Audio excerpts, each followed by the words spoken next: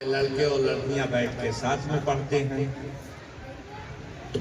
अब कोई लंबी चौड़ी बात ना करके मैं गार्जियन और अपने भाई बहनों और बेटियों की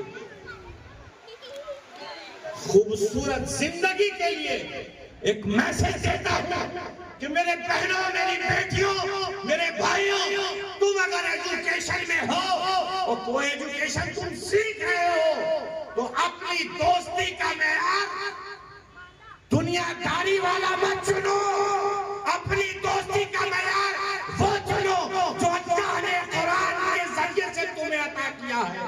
अगर उसके साथ पढ़ना तुम्हारी मजबूरी है, वो दोस्ती तुम्हारी मजबूरी है, दो चार बातें करना मजबूरी है, तो वहां पर ये जरूर देख लो कि ये मेरा दोस्त तकवे वाला है कि नहीं, परहेजगारी इसके अंदर है कि नहीं, तकवा शियार है कि नहीं। उसके बाद तुम मुझसे ऐसे गुफ्तगू करो जो शरीयत के दायरे में हुआ करे, जैसा कि अल्लाह वाले होकर, अल्लाह वाले नेक होकर एक दूसरे के करीब होते हैं, अपना मकसद हल करते हैं और फिर अलग हो जाते हैं। नारे तकबीर, नारे रिसालत। बहनों ने दोस्ती का मेयार तकवा और परहेजगारी चुन लिया तो इंशाअल्लाह वो दिन दूर नहीं, यूनिवर्सिटी और कॉलेज में भी तकवा शियार बेटे और बेटियां, बॉयज और गर्ल्स पैदा होने लगेंगे और वहां भी ये सिलसिला शुरू हो जाएगा। माहौल बनाने से बनता है, माहौल बिगाड़ने से बनता है।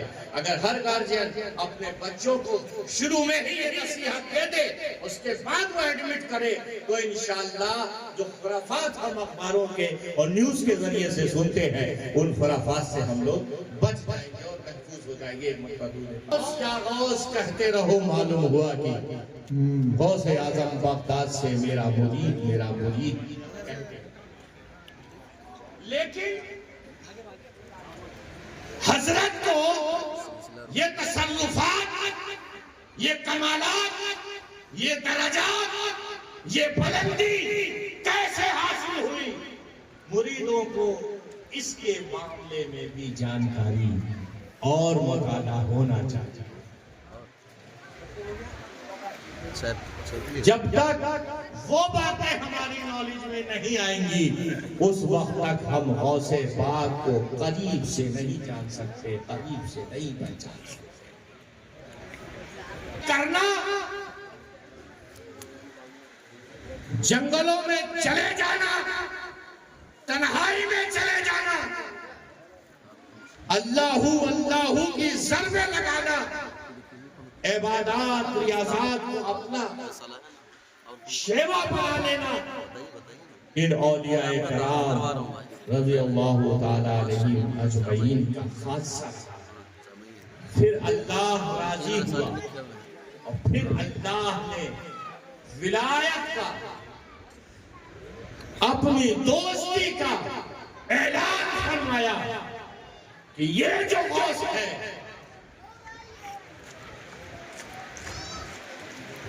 ये जो बगदाद का शहंशाह है, ये यूं ही नहीं बनाया गया है, बड़ी तपस्याएं हुई है।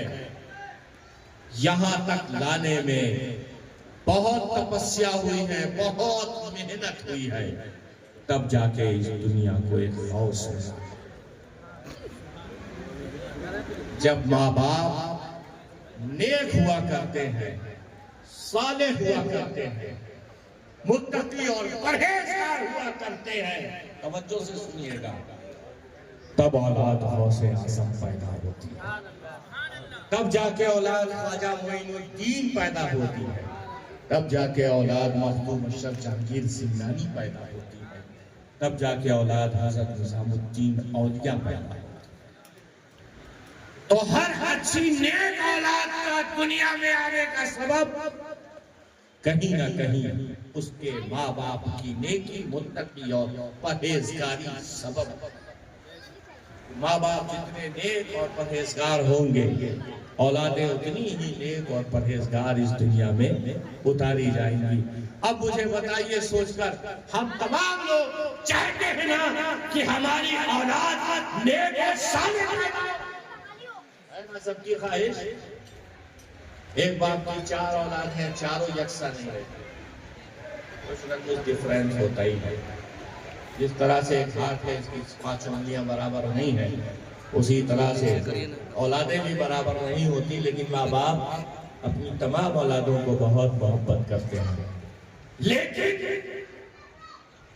जिस औलाद को ज्यादा मोहब्बत की जाती है, उस औलाद में मुत्तकी और परहेजगारी का मादा ज्यादा पाया जाता है।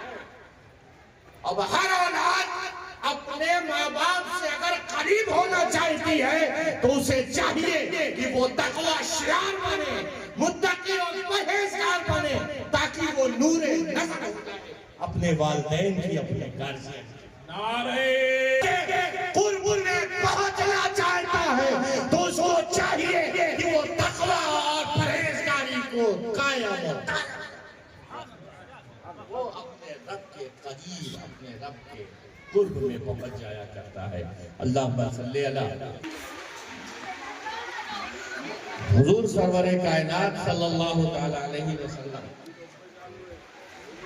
और आपके चंद सहाबा हल्का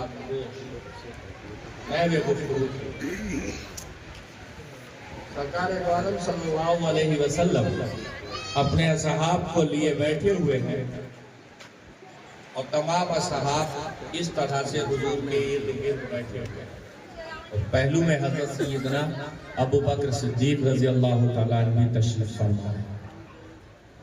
इसी असना में हजरत अली मुश्किल कुशा तशरीफ ले आते। बड़ी प्यारी बात है, बात अल्लाह वालों की है, बात तकवा और परहेजगारी वालों की है, बात अल्लाह के दोस्तों की है। जब हजरत अली तशरीफ ले आते हैं तो निगाह मुस्तफा तमाम सहाबियों पर यकसा पड़ती है और हुजूर महल गुफ्तगू हो जाते हैं। इतनी ही देर में हजरत अबू बकर सिद्दीक खड़े होते हैं और कहते हैं कि ए अली, आप यहां आ जाइए, आप यहां तशरीफ रखिए। उसके बाद हजरत अली जो बाअदब खड़े हो जाते हैं, गोया कि ज़माने हाल से ये कह रहे होते हैं, मुस्तफ़ा जान रहमत की मेरा अली आ गया है, इसको जगह दे।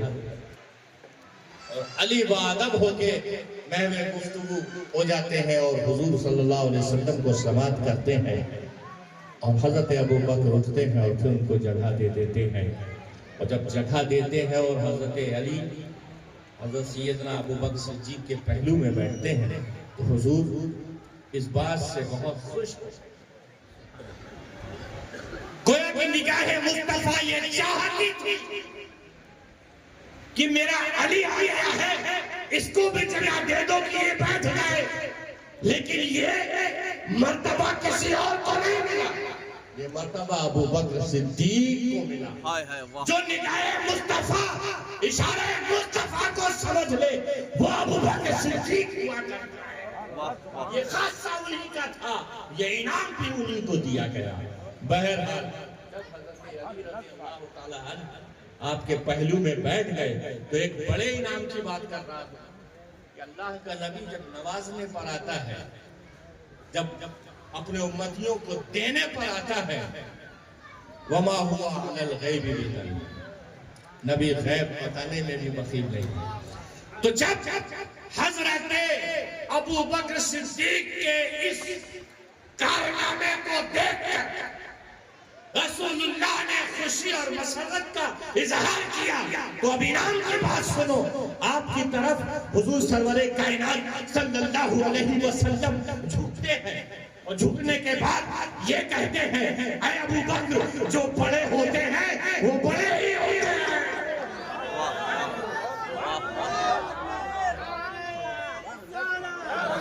अल्लाह वालों की बात है, ऐ अबू बकर, जो बड़े होते हैं वो बड़े ही होते हैं। और अल्हम्दुलिल्लाह हमने ये जाना और ये देखा कि जब नबूवत का पार देने की बात आई तो हुजूर सरवरे कायनात सल्लल्लाहु अलैहि वसल्लम ने ये जिम्मेदारी हज़रत अबू बकर आपने कमोबेश 2 साल खिलाफत के गुजार के इस दुनिया से रुखसत हुए। मतलब